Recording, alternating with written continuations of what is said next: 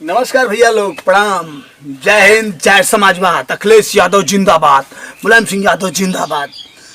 हम ये बंगाल में जब ममता बनर्जी बीजेपी के पटकली हैं जबरदस्त तरीका से, तो अपने समाजवादी साथियों में जोश भरे खातिर के कि आप लोग भी 2022 की तैयारी कर लो।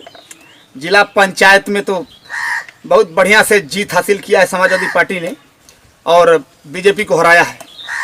तो इसे जैसे बंगाल में कांड भयल कैसे भयल, कर दड़िया पकल की कबरला सरे ऊंचा हरला सरे कांग्रेसी बंगालिनिया। दड़िया पकल की कबरला सरे ऊंचा हरला सरे कांग्रेसी बंगालिनिया। दड़िया पकल की कबरला सरे ऊंचा हरला सरे कांग्रेसी बंगालिनिया। और का हरे मोदी के बंगाल से भगावल सरे घिसरावल सरे कांग्रेसी बंगालिनिया। मोदी के बंगाल से भगावल सरे घिसरावल सरे कांग्रेसी बंगालिनिया। कैसे वहाँ हुआ क्या बंगाल में? अरे ईवीएम के बल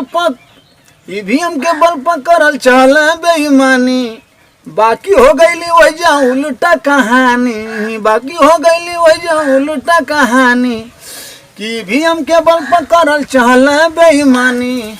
अब बाकी हो गईली वही उल्टा कहानी। अरे मोदी जी का मोछिया ऊपर सरे ऊंचा हरल सरे कांग्रेसी बंगालिनिया। दड़िया पकल की कबरल सरे ऊंचा हरल सरे कांग्रेसी बंगालिनिया। दड़िया पकल की कबरल सरे कांग्रेसी बंगालिनिया। ओकरे बाद का भल इतनी दावा ठोकत रहे लोग कि हम आज के बाद बंगाल में नामो निशान टीएमसी का मिटा देंगे।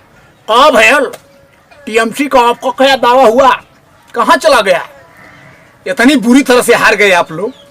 ममता बनर्जी ने, जिसको हम लोग प्यार से विपक्ष वाले जियो दीदी जियो कहते हैं, तो हम लोग कहता हो दीदी ओ दीदी।